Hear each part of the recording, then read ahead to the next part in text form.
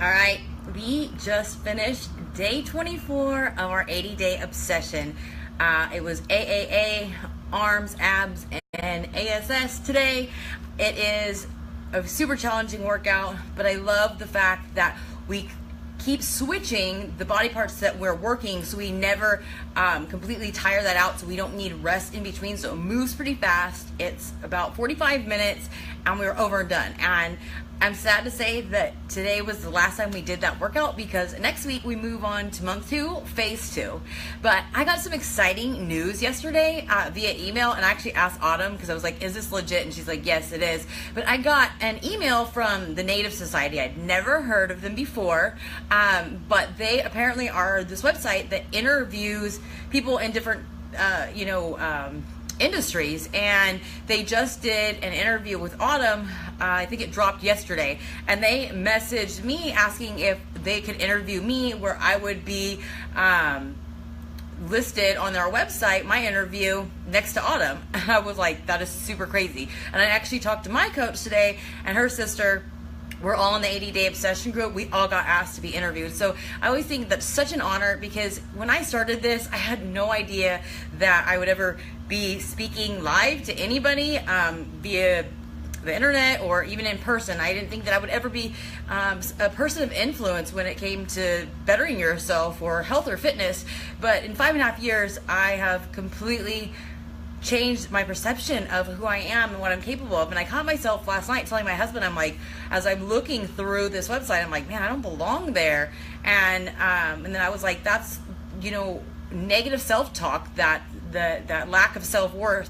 And I was telling my coach that today when we had a call this morning, and I had told her what I was thinking. She was like, no, you do belong there. And I forget sometimes all that I've learned, and I shrink back into the old Mindy, and I'm like, no, I do belong. I've earned my way. I've worked hard. I'm committed. I've come, such a long ways and made, so many comebacks after lots of setbacks over the last couple of years and just in life in general.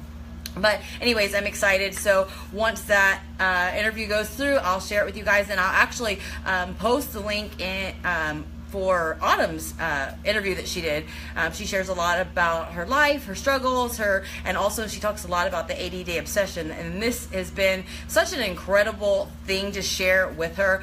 I love the fact that we are doing this live with her, like this an unedited version, and so I can't wait for it to be rolled out to everybody in the public mid-January, because you guys will get to see a different side of Autumn. You'll get to see what goes on behind the scenes, and you'll feel like you're right there with her, like we are. And it's something that the fact that our company has done something, really monumental in the health and fitness industry. We now have you have the ability to have access to all the programs that have been developed in the last 10 years and anything moving forward because of internet, because of technology, because you can stream it through our service, which I always say is like the Netflix of fitness. But now this is a way for people to be able to do this program that we're testing out. I mean, we're doing 80 days of workouts, and none of them are the same. There's, like she said on her interview that I read last night, was like, there's absolutely no way we could have ever marketed this program if it weren't for the technology we have, and because of Beachbody On Demand. Because back in the day, we couldn't have put 80 workouts on VHS. Can you imagine how many boxes the program would come with? We couldn't have put them on DVDs because it would have been so expensive. So this is like something that nobody's ever done before. Created an at-home fitness program with 80 different workouts, and people from all over are going to be able to stream this, because we're actually opening up to the UK in October. So like, this is so amazing to be like in the cutting edge, and we're always moving forward, and we're always keeping up with the times and always evolving to make sure that everybody's health and fitness needs are met. And anyways, I'm really excited about that. But today I wanted to really talk about limiting beliefs, and that's something I talked to my coach about today. Like, I've talked to so many people who, are interested in what I'm doing in my journey, and, I've shared with them what coaching has done for me, and how I went from somebody who was super unhealthy and had really self-destructive, self-sabotaging ways, and never was into health or fitness, and and look how far I've came now. But so many people don't think they can do it because they're measuring where they are now to where I am now, and there's a big gap, 5.5 years for many people who haven't even started their journey.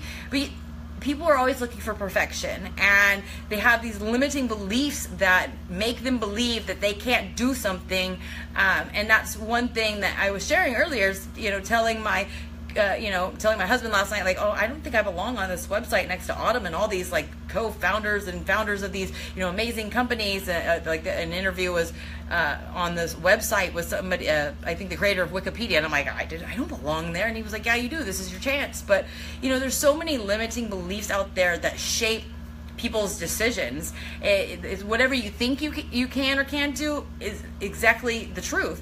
Because I was telling my coach this morning, I'm like, I started out on this journey because I saw her. She had a six-pack and she had 2 small children. I'd never known or met anybody that was in their 30s that had kids that had a six-pack. Actually, I knew nobody with a six-pack.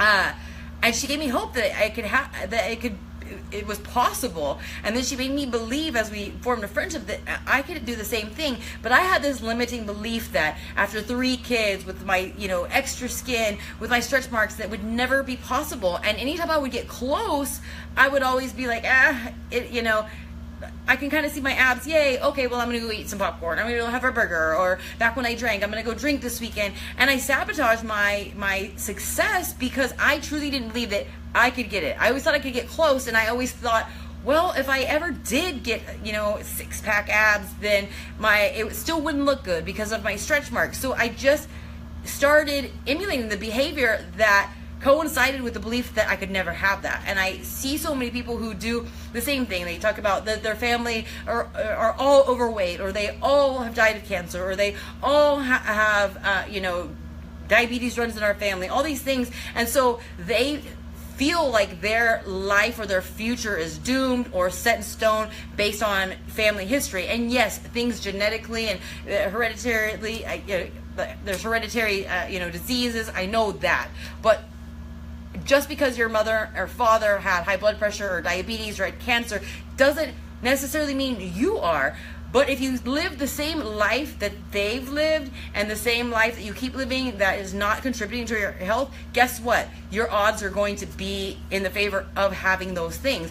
And so I found that, like, if you could just, I think one of my biggest gifts of being adopted is knowing nothing about my family history. Nothing in the back of my head makes me say, oh, I'm destined to do this or that. And so just because your family's overweight, just because, this or that, doesn't mean that's going to be your story. It doesn't have to be your story. But if you have that limiting belief that you are going to have that life because you think it's set in stone for you, you're going to have those same behaviors. And so I really, as a coach, I help give you the tools for you to live a healthier, more fulfilling life through fitness, through nutrition, but I really focus on mindset along the way because of the fact that you can only go so far in your journey as much as you believe. And so really I've learned so much about what fitness and nutrition does for your health, and that's something that's so important to me, and that's how I got started.